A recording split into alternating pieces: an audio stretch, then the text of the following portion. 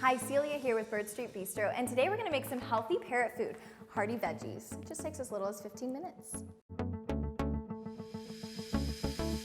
So the first thing we do is bring 1 cup of Bird Street Bistro and 2 1/4 cups of water to a boil for 15 minutes.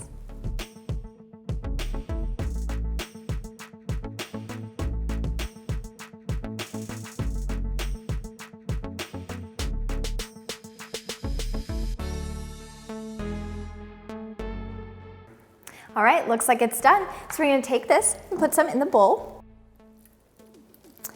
And we're gonna let it sit and cool to room temperature. And then it's ready, simple as that.